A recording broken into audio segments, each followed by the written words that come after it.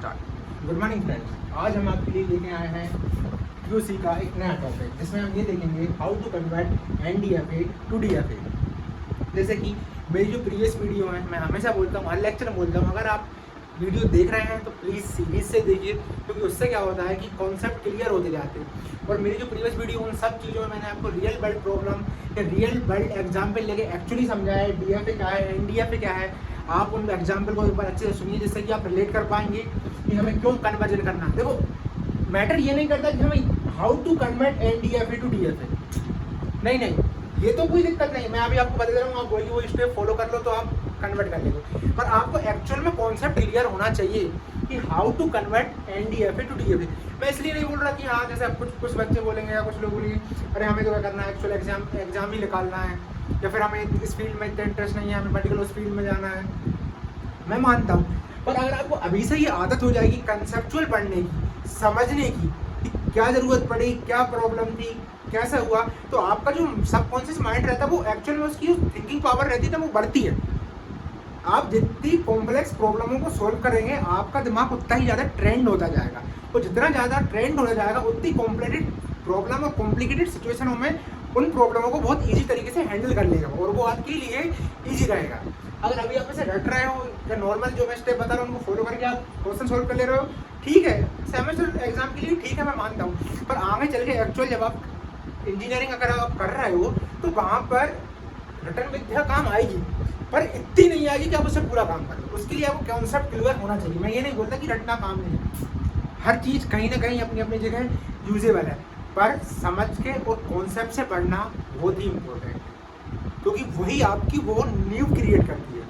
और जिस चीज़ का हम हमेशा शुरू से बचपन से देखते आए हैं, जिस चीज़ का बेस अच्छा है फिर आगे ऊपर तो कोई बात ही नहीं। जो बेस अच्छा स्ट्रॉन्ग रहेगा तो फिर तो हर चीज़ स्ट्रॉन्ग है उसकी। इस वजह से आप एक्चुअल मेरी पूरी वीडियो देखिए, जिस वजह से आपको समझ में आएगा कि NDFA DFA क्या है, क्यों कन्वर्ट करना पड़ रहा है। क्योंकि मैं ये जो हर एक वीडियो में अगर बताऊंगा तो वैसे भी बहुत ज़्यादा लंबी हो जाएगी। यहाँ पे हम देखते हैं कि कैसे कन्वर्ट करते हैं। तो सबसे पहले देखते हैं NDFA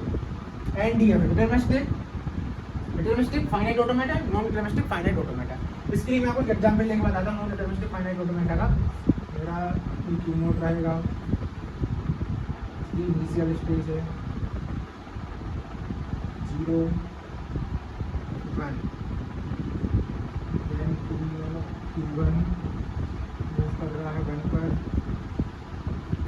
देन यहाँ पे 0 एंड 1 Q2, ये है मेरी फाइनाइट। अब ये आप बताइए, आप जो मैंने आप प्रीवियस वीडियो में जो आपको बताए थे की points non deterministic finite automata के, कि एक्चुअल में उनको रिलेट करके आप बताइए ये DFA है या NDFA है, और NDFA है तो क्यों है और DFA है तो क्यों है। आप 2 मिनट देखिए और इसे समझिए। सेम इनपुट पर different stage, same different input पर same stage, and there Q note वाले पेज में इस पे देखिए, इसमें कोई भी मतलब आप एक्चुअली में अगर टारगेट कर पा रहे हैं कि क्या है, DFA है या NDFA है, या आप ये चीज़ प्रॉपर तरीके से समझ गए, जो भी मैंने कॉन्सेप्ट आपको प्रीवियस वीडियो में बताए थे, आप उनको देख के ये समझ पा रहे हैं कि ये DFA है ये NDFA है, ठीक है। और यहाँ पे देखिए तो मेरी Q2 लास्ट स्टेज में, उस पर मैं कहीं भी मूव कर रहा हूँ, नहीं कर रहा, दैट्स वाई NDFA। अब हम इसे कन्वर्ट करेंगे, तो इसे कन्वर्ट करने के नंबर ऑफ स्टेप्स है। या तो आप डायरेक्ट कर सकते हैं इस डायग्राम के बेसिस पे, या फिर आप टेबल के थ्रू भी कर सकते हैं। अभी मैं आपको टेबल के उससे बताता हूँ, देन नेक्स्ट वीडियो में बताऊंगा कि how to convert NDFA to DFA with the help of diagram. अभी मैं टेबल से बताता हूँ।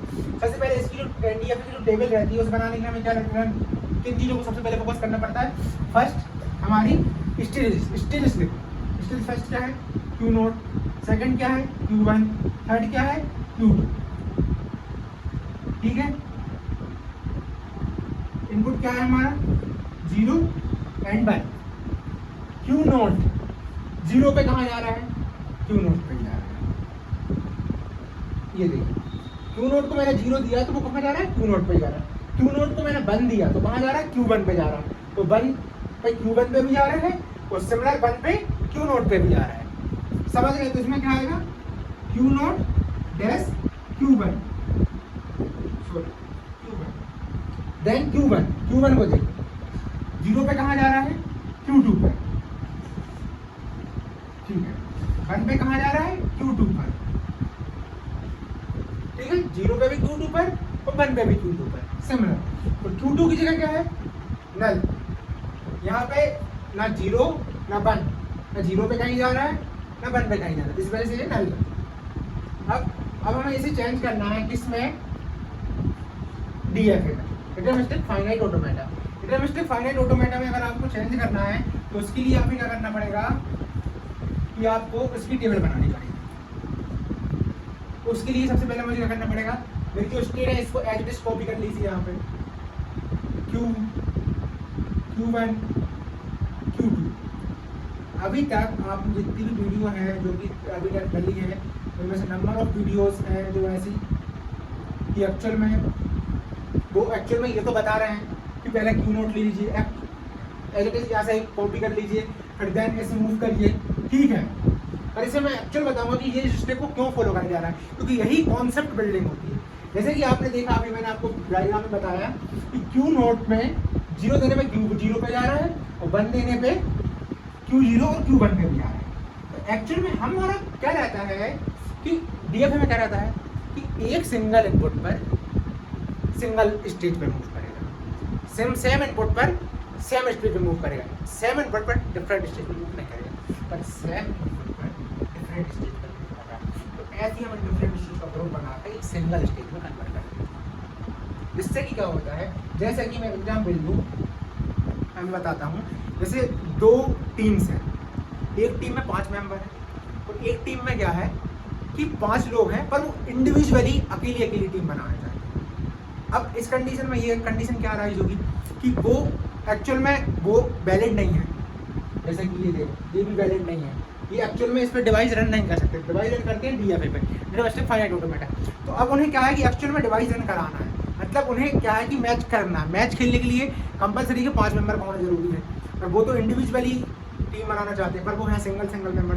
तो उस कंडीशन में वो क्या करेंगे कि 5 मिलकर एक ग्रुप बना लेंगे, जिससे कि वो टीम हो गए और उनका जो खेलने का वो गोल है, वो खेलने का गोल भी पूरा हो जाएगा। और एट द एंड वो इंडिविजुअली भी रहेंगे, इंडिविजुअली अपने परफॉर्मेंस भी दे पाएंगे, टीम के साथ ही अपना परफॉर्मेंस करेंगे। पर उनका क्राइटेरिया तो क्या था कि खेलना, पर वो फिर डायरेक्ट तो हो नहीं पाएगा, तो वो दोनों 5 होकर भी खेल लेंगे। यहाँ पे भी इसका क्राइटेरिया तो क्या था कि एक्चुअल में 1 जब 1 आना चाहिए तो Q0 और Q1 पे जाना चाहिए। पर जब मैं इन दोनों को रैप करके एक सिंगल स्टेट बना दूंगा और उनको वहीं रख दूंगा, तो मैं 1 देने में Q1 और Q0 पे इनडायरेक्टली जा ही रहा हूँ। समझ रहे हो ना? इनका मैंने ग्रुप करके एक जगह पे रख दिया, मतलब 1 डालोगे तो मेरा जो एक्चुअल में अगर मैं बात करूँ डिवाइस की कॉन्सेप्ट में, तो अगर मैं 1 दूंगा तो पर्टिकुलर मैं उस फील्ड में चले जाऊंगा जहाँ पे ये दोनों रखे हैं और वहाँ पे Q0 भी Q1 भी है। तो डायरेक्ट इसका मतलब क्या हुआ कि 1 देने पे मैं Q1 और Q0 पे भी जा रहा हूँ, मतलब 2 स्टेज पे जा रहा हूँ। 2 स्टेज का मतलब क्या हुआ, NDFA, पर मैंने उसे रैप करके एक स्टेज में कन्वर्ट कर दिया, तो इनडायरेक्टली वो एक स्टेट हो गया, मतलब DFA उसे सपोर्ट कर लेगा। पर अगर बैक एंड में देखूँ मैं, तो एट द एंड तो 2 स्टेज है, वहाँ पे 2 स्टेज आ रहे हैं, मतलब इसका भी फुलफिल हो गया, इसका भी फुलफिल हो गया रीजन। और मेरा जो डिवाइस रन करता है वो स्टेज पे करता है, एट द एंड इनडायरेक्टली मेरा डिवाइस NDFA को सपोर्ट भी करेगा। ये मेन कॉन्सेप्ट है, आप समझे कि नहीं, ये समझना बहुत जरूरी है। अगर आप नहीं समझे तो प्लीज़ इस वीडियो में आप कमेंट करें, एक्चुअली की समझ नहीं आए, ये प्रॉब्लम है, मैं इसे और अच्छे से समझाऊंगा।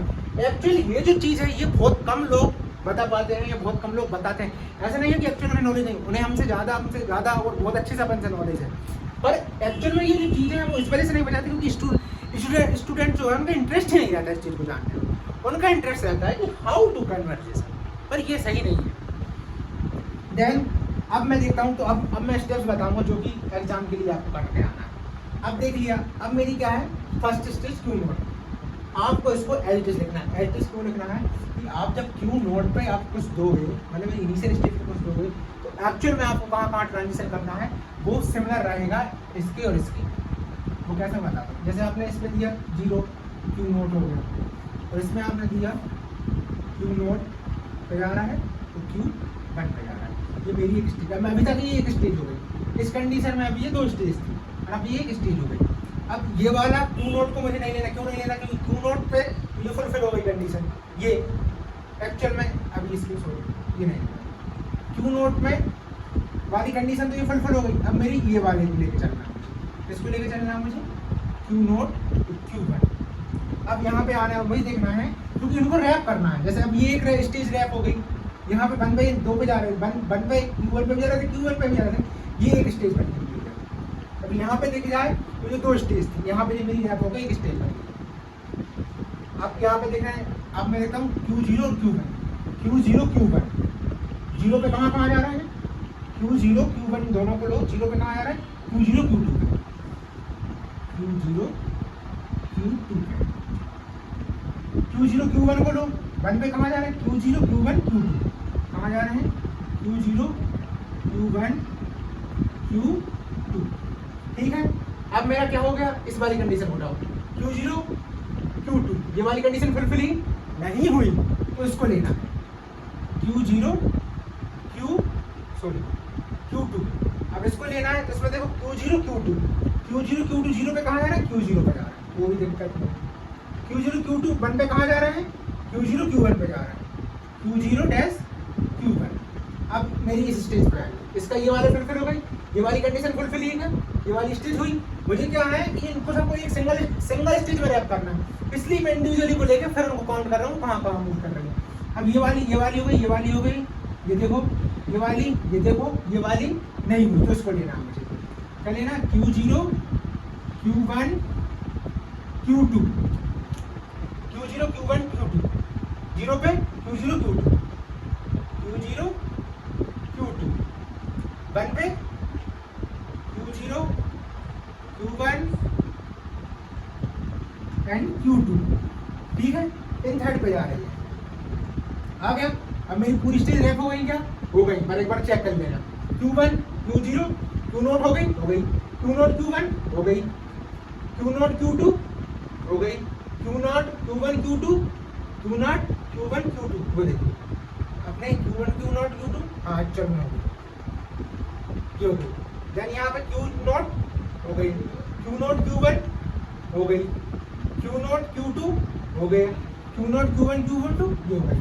देन ये हमारी हो गई, एट द एंड हमारा कन्वर्ट हो गया DFA and DFA to DFA। इसकी आप देखिए, जहाँ पे जो पर्टिकुलर किसी सेम इनपुट पर डिफरेंट स्टेज पे जा रहे थे, डिफरेंट इनपुट पर सेम स्टेज पे जा रहे थे, अब वो एक सिंगल स्टेज में रैप हो गए। अब जैसे कि एप रैप हो गए, अब हम बोले जाते हैं कि मेरी फाइनल स्टेट कैसे काउंट होगी इसमें। फाइनल स्टेट ये मेरा हो गया एक्चुअल में DFA।